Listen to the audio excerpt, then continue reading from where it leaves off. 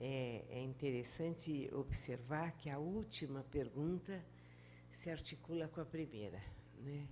Porque ela tem aí a questão da gestão, da liderança. Quando eu disse para vocês no início da minha fala que houve um momento na minha trajetória de pesquisadora em que eu percebi a relevância de trabalhar com as diferenças existentes entre homens e mulheres, foi depois de muitos anos trabalhando com relações de trabalho, desenvolvendo pesquisas com relações de trabalho, mas numa única perspectiva, na perspectiva da relação capital-trabalho, na relação entre vendedores de força de trabalho, aqueles que constroem valor e aqueles que se apropriam do valor criado. E eu, durante todos esses anos que antecedem as relações de gênero, eu acreditava que ali estava o nó das relações de poder na sociedade e que, dando conta dessa perspectiva, nós estaríamos dando conta das relações de poder nas relações de trabalho. Olha, eu acho que hoje, depois de tantos anos trabalhando, desde 88, trabalho com relações de gênero, e é bem recente, só há 4 anos trabalho com relações étnicas, raciais, eu diria a vocês o seguinte: é possível compreender esse conjunto de observações e de referências que vocês fizeram a diferentes formas de entrar a mulher no mundo do trabalho ou de participar no mundo do trabalho, a partir da lógica de quem se apropria dessas diferenças, de quem se apropria daquilo que as mulheres concretizam para poder se diferenciar e se manter, quer seja num papel de gestão. As mulheres são muito mais escolarizadas do que os homens na sociedade brasileira, e não só na sociedade brasileira, mas na sociedade capitalista ocidental. As mulheres são mais escolarizadas, elas produzem mais, e produzem mais nos diferentes campos, nas diferentes atividades. Quer dizer, as pesquisas informam que, não importa qual seja o campo, esse binômio mais escolarizada e maior produtividade, ele é encontrado nos diferentes setores da economia. A quem interessa esse binômio? A quem se apropria do valor criado. Então, mesmo que tenhamos mulheres que chegaram a postos de comando, eu cheguei a professora titular da Unicamp. Não existe nenhum posto mais elevado na Unicamp. Agora, sou capaz de olhar ao lado e perceber que só 14% das professoras da Unicamp chegam a professora titular. E cheguei a professora titular muito porque eu gosto de estudar, pesquisar, gosto do que faço. Mas eu tenho que reconhecer que eu tive, no espaço da reprodução da minha família, que eu tenho 3 filhos e também sou avó, eu tive ao meu lado um companheiro que a vida toda efetivamente dividiu comigo o trabalho doméstico. Ele jamais me ajudou. não me ajudou nunca, porque ele nunca se sentiu um colaborador de uma atividade que era minha. Não, nós tínhamos uma atividade. Agora, a singularidade do meu caso não é a universalidade das mulheres que nós pesquisamos e nós estudamos. Pelo contrário, o que a gente percebe é que a singularidade do meu caso me possibilita maiores condições de perceber aquilo que eu compreendo que acontece. Eu vou contar para vocês um caos que eu acho que é um caos. Uma vez eu estava escrevendo, levantei, fiquei o dia inteiro escrevendo no meu escritório, lá em casa, na minha mesa, e com 3 filhos que brincavam e tal, quando o Chico chegou, meu marido é arquiteto, ele chegou e ele perguntou para mim: as crianças já tomaram banho? Eu falei: não, ninguém tomou banho. Ele falou: gente, vamos tomar banho com o papai. Então, a moça que trabalhava em casa, que era o segundo dia que ela trabalhava em casa, ela olhou, ela parou, ela disse: eu não me conformo. A senhora não faz nada o dia inteiro. Esse homem não bebe. Trabalha o dia inteiro. Traz dinheiro para casa. E ainda ajuda. Gente, é uma história dramática. Vocês percebem o avesso que ela contava dessa história?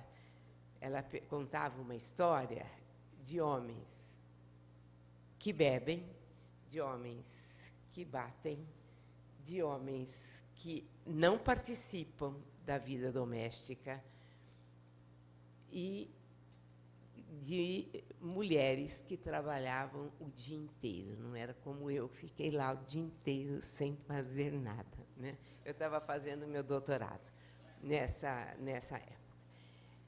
Eu sei que a singularidade de um caso pouco contribui, mas eu acho que possibilita que a gente olhe aquilo que está acontecendo na sociedade e me faz lembrar também, entrevistando músicos, que sempre quando eu digo que 75%, quase 80% dos músicos no Brasil são homens, eles frequentemente param e me deram o título de um artigo que eu escrevi, que é "E a Chiquinha Gonzaga?".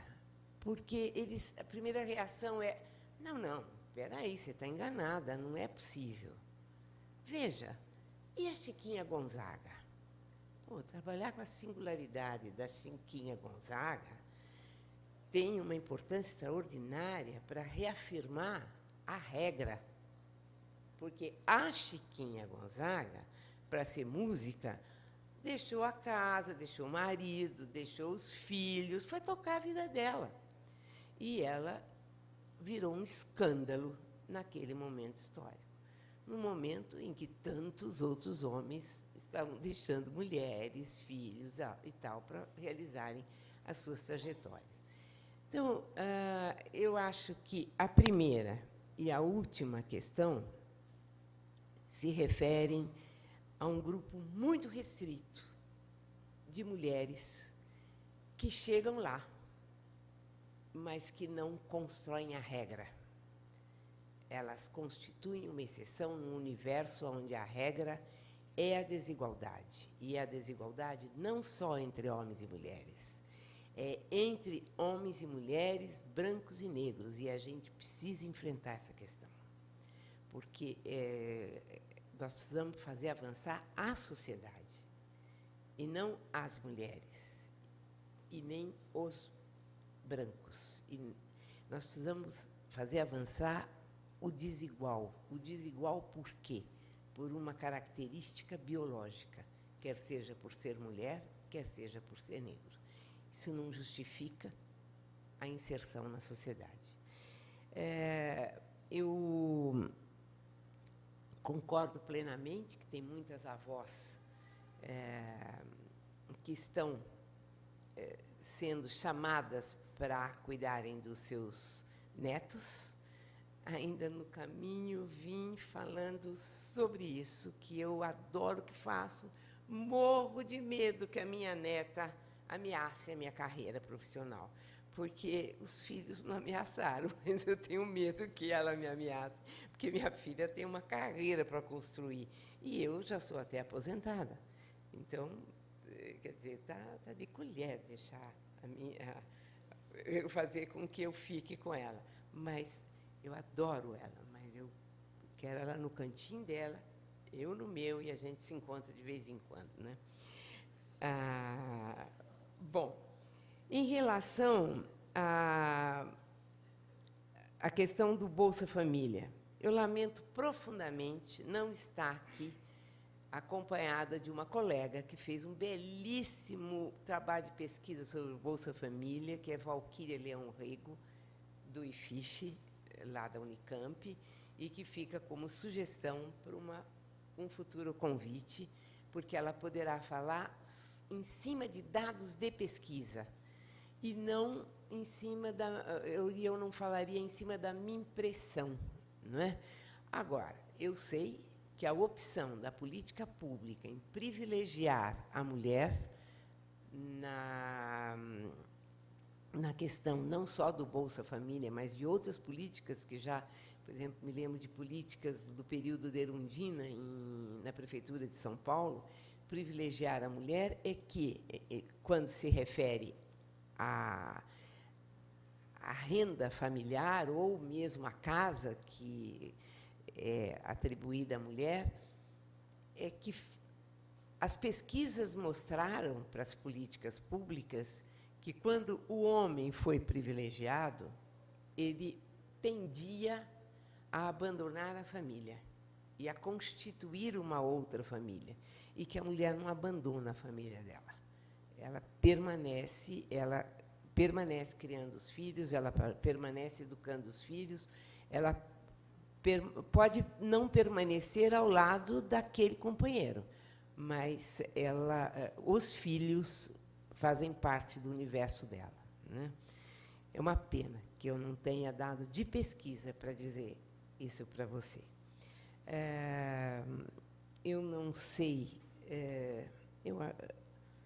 em relação ao assédio no transporte público, efetivamente, é impensável, não é? É uma coisa, uma barbaridade que, nos dias de hoje, e ainda pouco antes de nós entrarmos aqui, Paulo estava me contando que saiu uma pesquisa onde as mulheres são culpabilizadas por terem sido assediadas.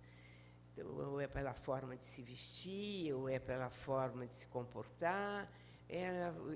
E a gente percebe em comentários, mesmo dentro da universidade, mesmo entre colegas professores, que essas observações são feitas. Mas também, né, pudera, olha o jeito que ela anda e tal, sobretudo num país quente como o nosso, onde a possibilidade de usar um short mais curto, onde uma saia mais curta é um direito adequado, né? Não sei se eu respondi para todo mundo. Eu só reiteraria que a lembrança a Eleonora Menecute, médica, é uma feliz lembrança, sobretudo nesse mês que estamos relembrando 50 anos do golpe, né? Porque ela foi uma das grandes vítimas desse golpe. Eu acho que é só isso.